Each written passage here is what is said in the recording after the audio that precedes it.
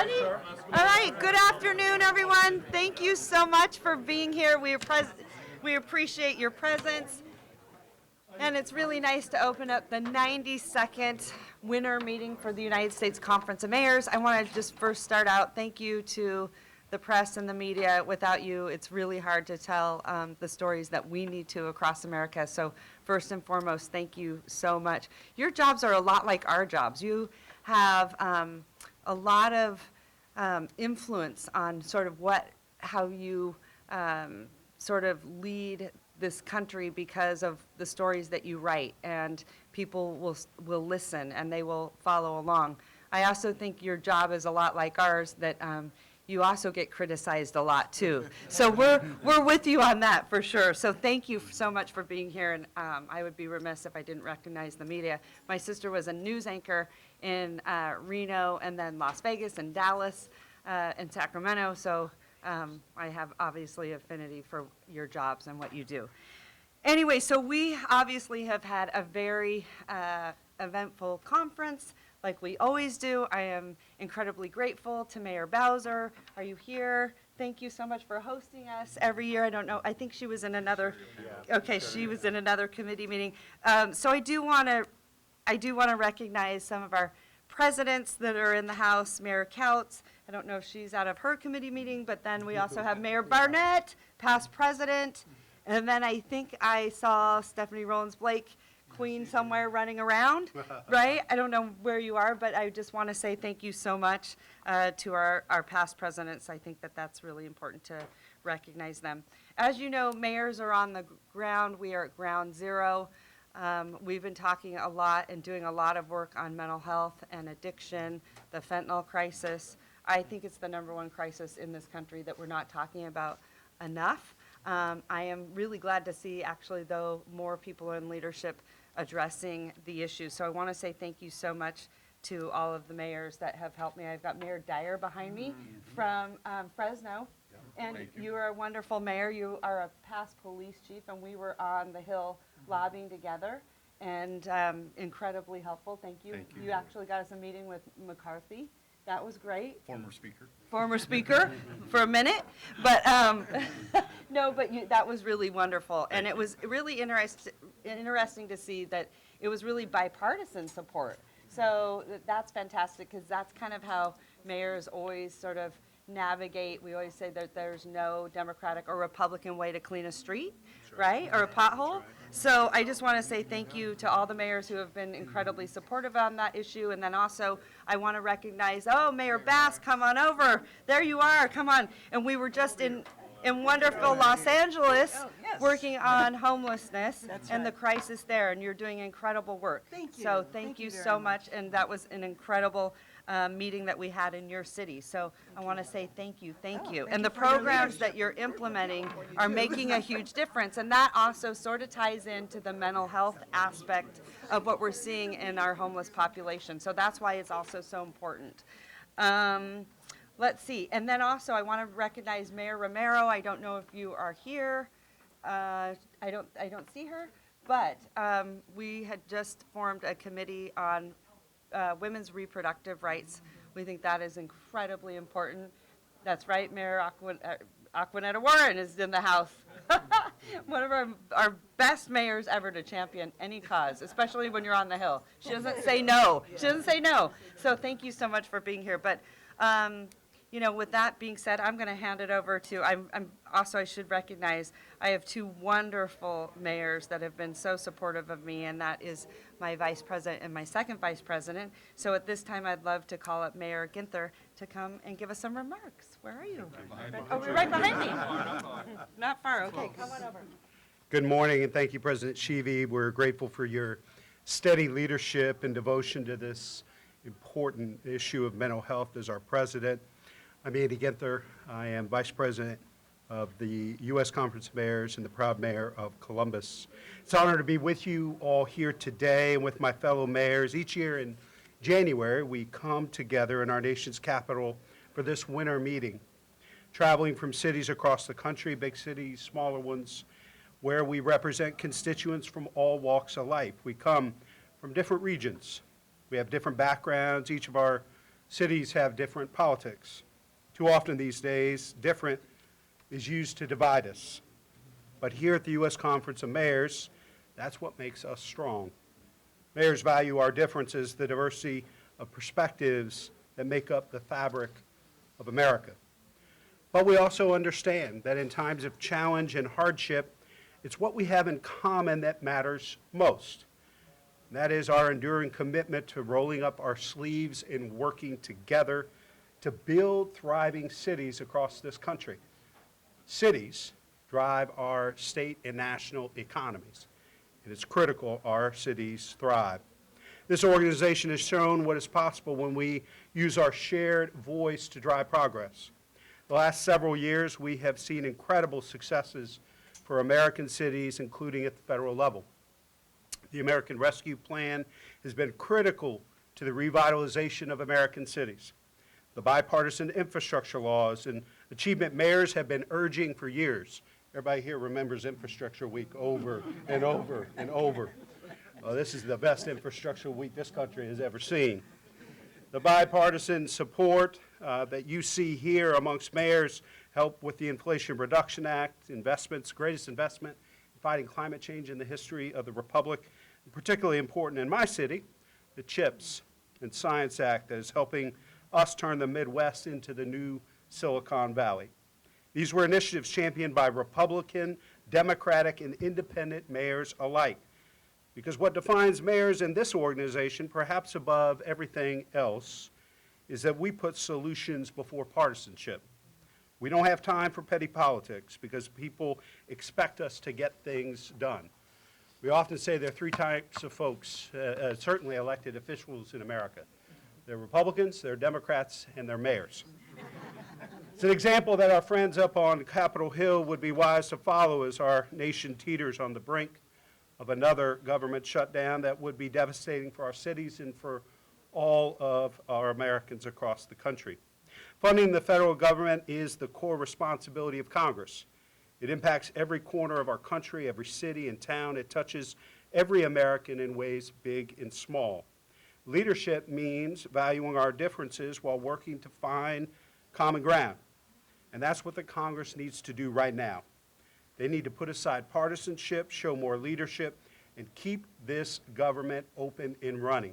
Cities don't shut down, and the federal government shouldn't shut down either. As I've said many times, when it comes to finding common ground, mayors aren't just talking the talk or walking the walk. We know how important it is to make our voice heard and speak as one. And we'll continue to do that here at the winter meeting this week as we work together to address the biggest challenges facing our cities. Challenges that we know pay no heed to geography or politics. Challenges like gun safety and overhauling our nation's infrastructure, like homelessness and the mental health crisis, like immigration and climate change and public safety. We'll tackle all this and more this week. And I can't think of a more talented group in better position to get the job done than America's mayors. It's pretty well known throughout this country that if you want something done in America, give it to a mayor, and we'll get it done. So thank you all for being here. I'll turn things back over to our president. Nicely done. I like that. Okay, one of the things I want to note, because I think it's important, is that we have a record number of new mayors in the House and at this conference. And I want to say thank you to Nan. I don't know where you are, but thank you so much. And I have never seen so much excitement from new mayors. And then I kind of said to them, well, I'll see how excited you are in 3 years. But no, I'm just kidding. I'm just kidding. No, I'm just kidding.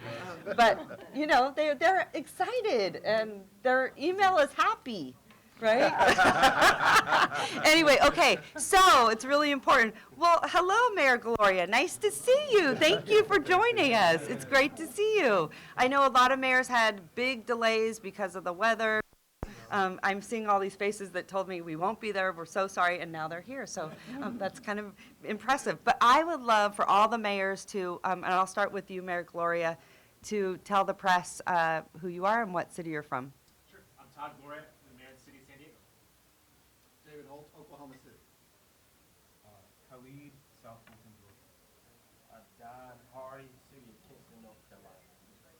Brian Barnett, Rochester Hills, Michigan. Karen Bass, Los Angeles. Andy Ginther, Columbus.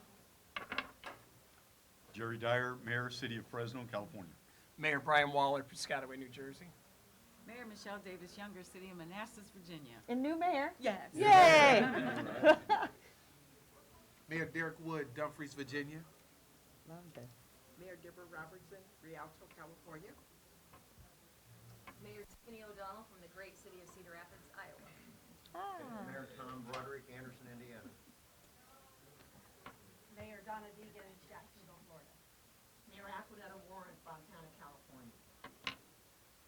Okay, let's go in the back. Alan Weber, Mayor of Santa Fe, New Mexico. Yay! Chris Barnett, Orion, Michigan. Go Lions. Go love it. AJ Ryan, Mayor of Dania Beach, Florida. John Giles, Mesa, Arizona. Mike Johnston, Denver, Colorado. Alcalde Matt Turk, Ciudad de Allentown, Pennsylvania. Lyrian Gaylor Baird, Lincoln, Nebraska. Tito Brown, Mayor of Youngstown, Ohio. Hi, everyone. Jonathan Bush, Metuchen, New Jersey. Quentin Hart, Mayor Waterloo, Iowa. Ron Nirenberg, San Antonio, Texas. John Mitchell, New Bedford, Massachusetts. Khalil Sarin, Cleveland Heights, Ohio. Wes Mays, Coppell, Texas. Sean Paxton Howard, Mount Vernon, New York. Cyril Jefferson, High Point, North Carolina. Did we get everyone? Right? Okay. I feel like I was at a Miss USA pageant. Anyway, with that being said, I want to hand it over to one of my incredible colleagues. Where are you? Mayor Holtz? Come on over. Guy in the back. Yeah, you're hiding back there. Come on over. It's hard for me to hide, but thanks. Well, that's true. Yeah. Well, thank you all for being here. Thank you, Mayor Sheevy, for your leadership. Thank you, Mayor Ganther, for yours. Thank you to all the trustees, the advisory board members, and the over 300 mayors that are here in D.C. This week. I am David Holtz. I'm the mayor of Oklahoma City. I'm also the second vice president of this organization. And I've been coming to these for 20 years. I used to be my predecessor's chief of staff, and I have a very fond place in my heart for the Conference of Mayors. And I think a lot of people who follow politics feel the same way. Mayors are their own class. It's already been said, but it's worth repeating that there's Republicans, Democrats, and there's mayors. Mayors get things done. I think this organization is the last bipartisan group of political leaders left in this country. And we are going to guard that jealously here. We are very proud of our standing and the way that we work together and we get things done. It's the same way we function in our communities. Many of our cities are not monolithic. Maybe they look that way from afar, but in reality, there are lots of different perspectives. They're often very purpley, but we've just got to get things done. And when we come here, we have the same attitude. You know, it was only 2 years ago that Congress and the President worked together to pass the bipartisan infrastructure law, and mayors sat on the first row there on the South Lawn of the White House because everyone in D.C. acknowledged that that would not have passed without the bipartisan advocacy of America's mayors, and we're here to continue that tradition this week. Another issue, another area of bipartisan agreement that we'll be talking about this week that I want to highlight briefly is our gathering tomorrow. San Antonio Mayor Nirenberg and I will chair a discussion about hate and bigotry in our country. This organization has led the way on that topic for many years.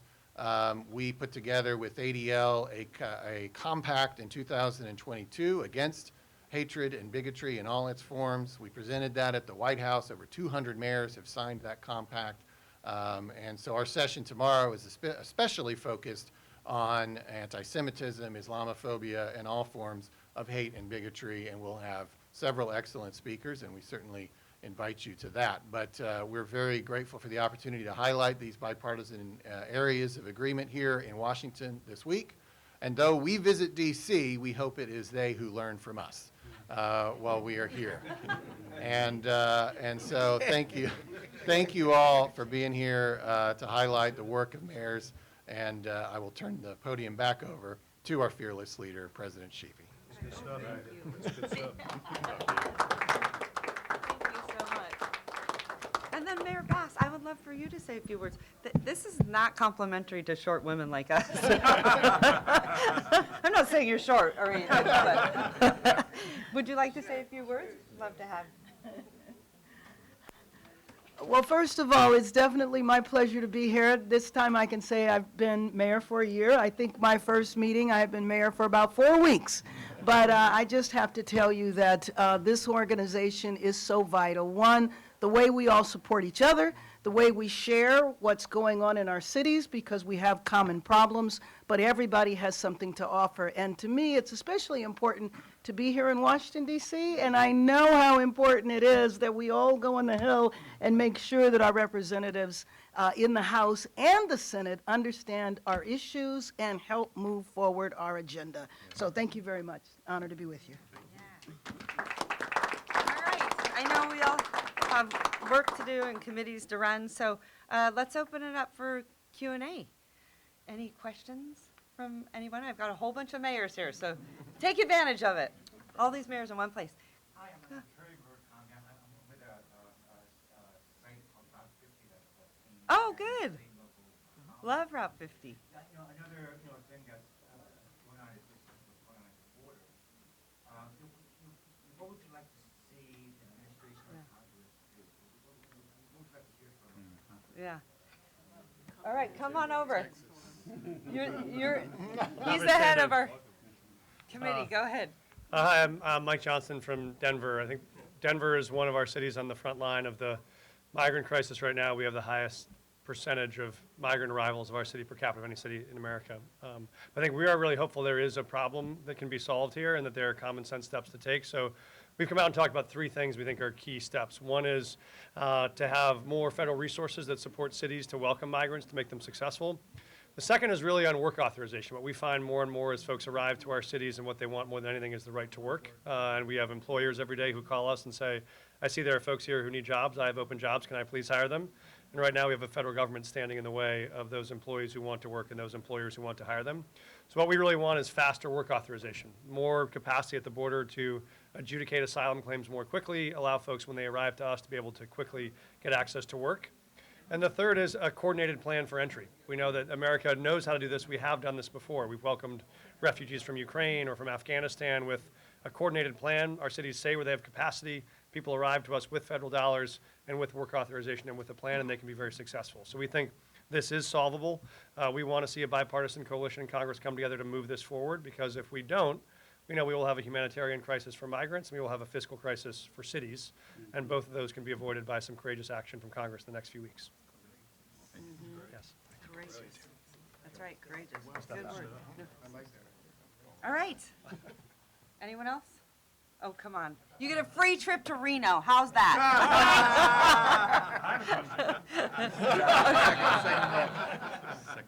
Go ahead, sir. Oh, yay. Migration and immigration. I'm just wondering if one, I guess how you're addressing issues in the meantime, if there are any cities that feel like they're doing something that other cities could adopt, or that other cities should be looking to, and I guess they adopt it. Yeah. Yeah. Yeah, I think as other mayors said, we are nonpartisan and we are pragmatic. We just want to be able to help folks succeed when they arrive. So I think a lot of cities, Denver included, have been able to take real steps forward in how we welcome people, connect them directly to housing, connect them to work authorization so they can get to work if that's possible. The administration took key steps with the authorization of temporary protective status for Venezuelans who arrived before July 31st. Similar with folks who came through the CBP-1 application, those folks are eligible to work immediately, and we've had great success putting them right to work. We've also had success getting people into housing. The challenge is if folks arrive and don't have work authorization, they have to try to start working without work authorization in order to support themselves, and that means they're subject to risks like wage theft or being taken advantage of by the market. We don't want to see that happen, and so our key is we know these folks have walked 3,000 miles, often survived treacherous stretches like the Darien Gap, and made it to this country with only the desire to work. And so what we've really tried to do is help connect those people to jobs wherever they exist. And I think our real push is that whatever Congress decides they want their border policy to be, they should decide and they should enforce. But those folks that do arrive should be able to work when they arrive to us, and those cities can be successful. And we think that's what we've found, is that we've had great success when people have access to work. Much harder if they arrive without that access. Mayor Gloria, because you're also on the committee, come on over. Thank you, President Sheevy, and I appreciate the question. As mayor of the city of San Diego, the largest border city in the United States, we are on the front lines of this particular challenge. I associate myself with the comments of my colleagues, and I thank President Sheevy for hosting our fall meeting of this conference in San Diego, where we were able to have about 60 mayors go down to the San Ysidro port of entry and witness the heroic work of our Border Patrol, our Customs and Border Protection individuals. And I think it allows us to stand here today to say that we want Congress to pass the $14 billion supplemental funding package that the President is supporting to support those folks who are doing the work of interdicting fentanyl, of directing migrants to get their legal cases advanced, et cetera.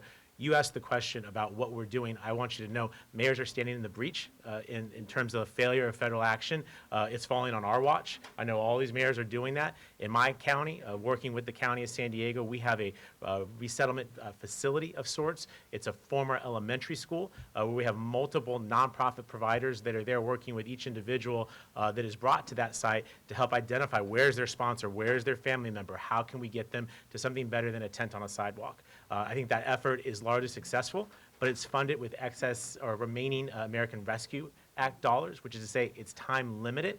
And so we're able to fill in this gap for a short period of time, but we can't sustain that forever. Without that settlement center, without that place that's triaging a lot of people on a daily basis, those folks will have no other alternative to end up on our streets. And so this is an urgent matter for which Congress needs to take action. This conference has been united in saying that we need the resources, the dollars to support the personnel, give them the technology and the tools to do their jobs. Right now, I think they're doing incredible work, but they could use support. In the meantime, cities are filling in those gaps. It's not sustainable. We need federal action.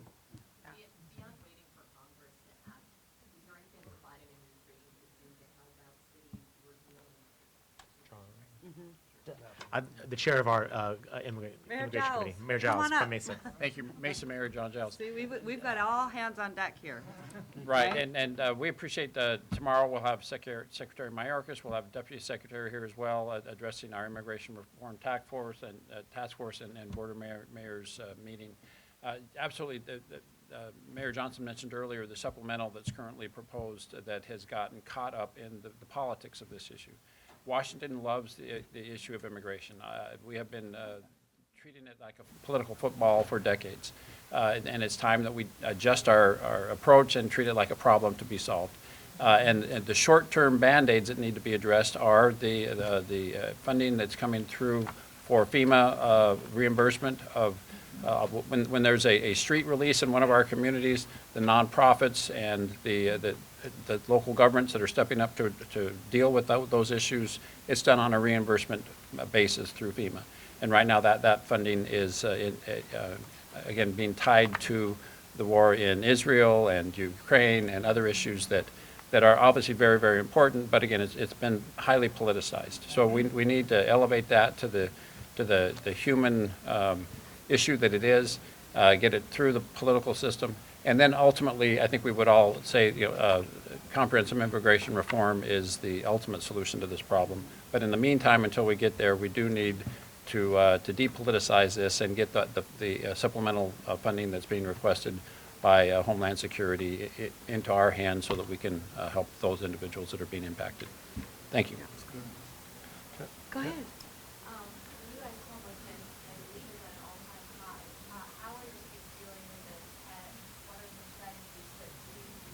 Yeah. First of all, great question. This is where I really feel so strongly about that you can't treat it as one size fits all. A lot of people have different reasons for being homeless.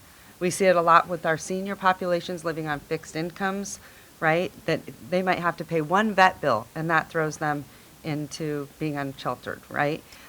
So that's why it's been so hard to tackle for so long, because it is tough and it's going to take mayors to get it done with a lot of hard work. But we also see the mental health crisis adds to that. The fentanyl crisis adds to that, right? What we're all biggest reason why we're here is to learn what works in your city, what's working in your city, what's working in my city, right? And really what we're starting to see is that we have to get wraparound services. You can't just expect, some people can be put in housing and be very successful. But there are some that can't, that need those tools, that need medications, especially when we see with mental health, or they need addiction treatment if we're seeing them living on our streets with, addiction. And so that's one of the things that we're learning, and actually we will have a panel later today because we are doing something a little different in my city whenever it comes to homelessness, and really it has a lot to do with triaging each individual and not putting it in a box, because that's easy for government to do. Let's just put you in a box and you're all supposed to fit there. That's not how it works. We're human beings. We've got to treat each other like that. So that's one of the things, but it is a very challenging crisis. It's a crisis. Mental health is a crisis. The fentanyl is a crisis, massive crisis, right? So this is something we're all working together. We were just in Mayor Bass's city, loving what you're doing there, but it's gone on for far, far, far too long. And we are at ground zero. That's the other thing. Mayors are at ground zero, and especially when we talk about mental health, and I keep saying it over and over. Hospitals are where they fix broken bones, not broken brains. And so, and also we've got to stop using our jails as mental health hospitals, right? So these are complex issues, but this is what we have. This is why we convene together and say, hey, what's working in your city, and so forth. So I'm excited that later on I get to share with you guys what I'm doing in my city that we're seeing quite a bit of movement in. So, but great question, thank you. Mayor Bass, could you speak to the issue of homelessness? It was on your first day in office that you declared a state of emergency on homelessness in the city of Los Angeles. Can you tell us kind of where things stand right now in the city, and kind of what you want to, explain to the mayors of what you have done so far? Sure, thank you. Yes, I did declare a state of emergency on the first day because in Los Angeles, the problem is overwhelming. In the city alone, it's 46,000. If you look at our county, then you have to add another 20,000 to that. And so what we did is that we started a program to get people off the streets right away. I think one of the problems nationally, but also in the state, is that the policies are outdated. The policies didn't think about the fact that we'd have hundreds of thousands of people in tents on our streets throughout our country. And so a lot of the policies need to change.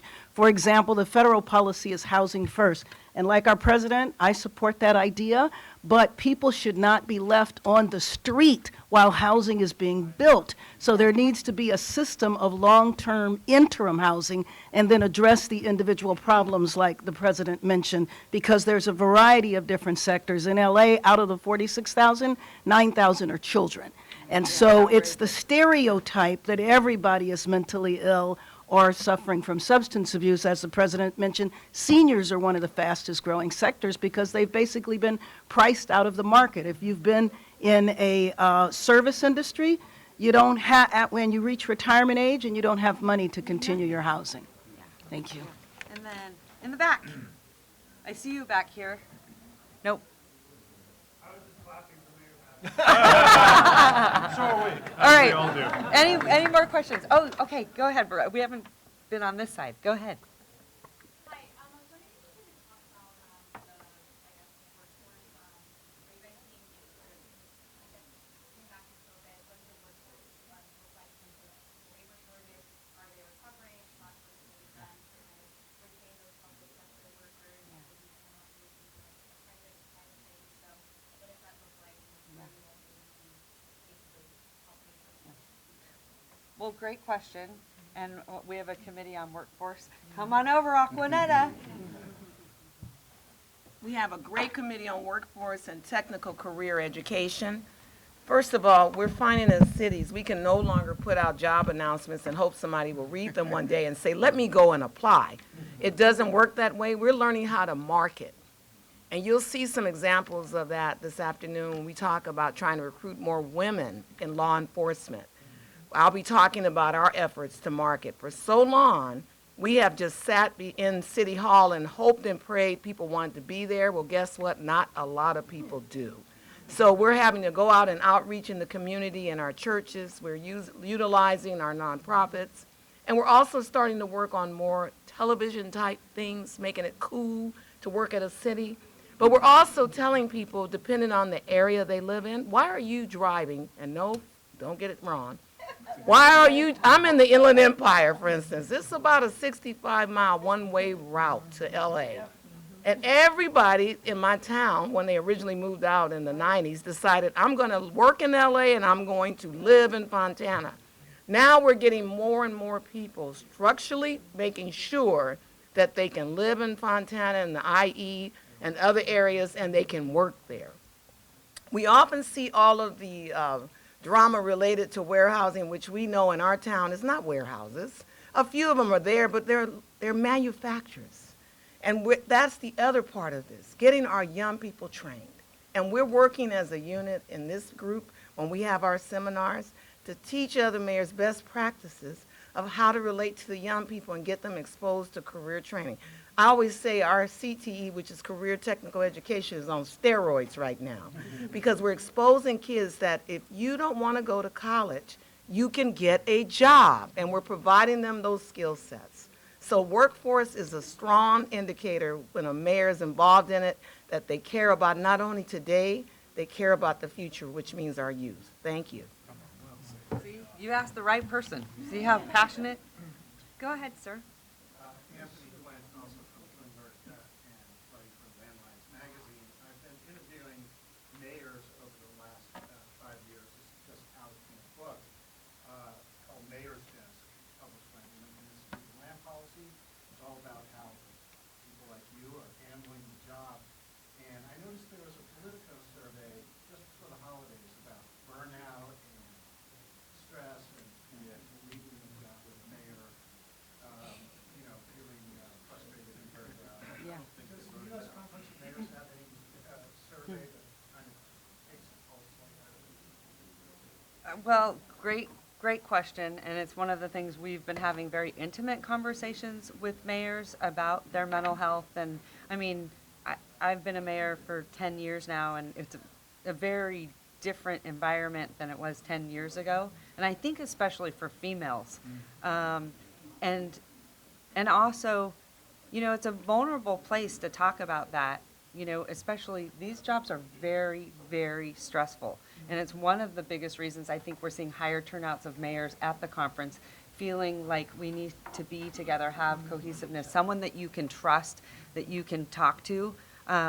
Because, when I came out about talking about my brother and sister who I lost a couple of years ago to mental health, that was hard for me to be so upfront with people because as a mayor, I want to be strong in my community. I don't want anyone to perceive me as weak. That is my job, to be strong and be there, like all of you guys think. But I think at the same time, this is what we've been talking about, is that we have to address it and address the stigma. And we just heard from Senator Fetterman, and he was so honest and genuine and real about his anxiety and his depression. And if your mayor starts talking about it, then other people in our communities will start talking about it and say, it's okay that I don't feel okay today, right? And so it has been really a stressful time. And matter of fact, like I said, it's very different. I found a GPS tracker on my car during my reelection.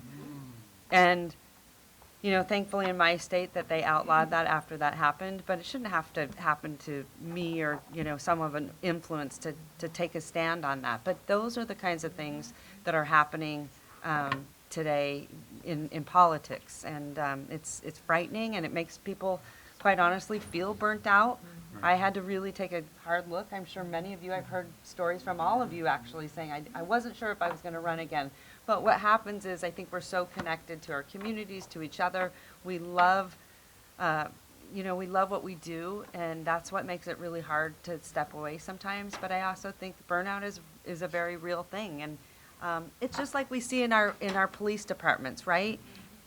I mean, think about sort of their mental health and the stress that they're dealing with. And so we've got to, and the suicides, and we've got to take care of that so that they're out on our streets being productive and doing the job that we want them to do. instead of doing jobs that they hate doing and they're resentful, and we see the outcomes of that, which can be absolutely catastrophic. If we're not taking care of our own mental health inside our city halls, inside mayors, and in our cities. Right. So I hope that answered your question. Sorry it was long-winded. Mayors like to talk, if you haven't noticed. All right, anyone else? Okay, we haven't called on you. What's your name? Hi, this is Anisra. I'm busy days from Last Boston newspaper. Thank you so much for doing this. You know, it's loud city being in Los Angeles. The homelessness is important, but the other things, you know, the topics, the crime rate is all the time high. And my first question, what is the prevention of the mayors of cities? You know, because sometimes it's hard to go to Baltimore to park your car. And I have Kia, you know, they unfortunately steal a lot. So another thing, first is my question was the prevention the mayors do in the cities. And the second, I can see some of the city has police shortages. Police shortages. Wait. Oh, police shortage. Okay, got you. No, that's all right. That's all right. That's all right. It's hard to find the police. Yeah. Sure. Hey, Mayor Dyer, past police chief, happens to be on my right-hand side. You want to Sure. address that? Okay, go ahead. Thank you, Mayor Sheevy. I spent 40 years in the Fresno Police Department and the last 18 as a police chief. So I know all too well some of the issues you're talking about. I've seen the ups and downs of crime rates at can be an all-time low, and then a year later they're at an all-time high. And I think what we saw, which was very unique to our country, and no one was immune to it, and that was in 2020. When we had two things happen. We had the George Floyd incident that created an enormous amount of civil unrest across our country. There was a call for defunding the police. And as a result of that, you saw a lot of police officers who perhaps were near retirement, but maybe thought they would last a couple more years, decided to leave the profession. And then there were a lot of people that were interested in getting into law enforcement. So you saw a shortage, and across the country we have had that burden upon law enforcement of hiring. I can tell you in Fresno, we're very fortunate. We're going to be one of the few agencies nationally to be fully staffed by the end of this year. But it took a lot of recruiting strategies. It took a 3-year contract, making our police officers in Fresno the highest paid in the valley, and demonstrating appreciation for them. And I do believe in time it's going to turn around. The other thing were some of the laws that impact local jurisdictions. The state has sometimes can be very politically motivated to make laws that are very, very weak, and we saw that in California. And as a result of it, we saw a reduction in our prison population of from about 170,000 down to about 110,000 in a relatively short period of time as a result of these laws. We can't arrest our way out of the situation we're in today, but we do need laws that support our local officials to where we don't have early release of individuals that are being arrested. In California, the laws were changed to decriminalize things such as theft from retail stores, to increase the amount before it became a felony. And so all of those things have to be addressed at the national level. But I'm optimistic and believe that things are turning now. I believe we're seeing a new sentiment that we have to have accountability. I do believe there's a stronger interest in people wanting to become police officer, and for the right reason. And I'm optimistic over the next couple of years you're going to see this thing turn around. All right, thank you. Okay, I believe time, Sarah? Okay, I got to get everyone back to their committees. Thank you so much for being here. We appreciate you. Like I said, you're a lot like us in a lot of ways. So stay warm and stay safe.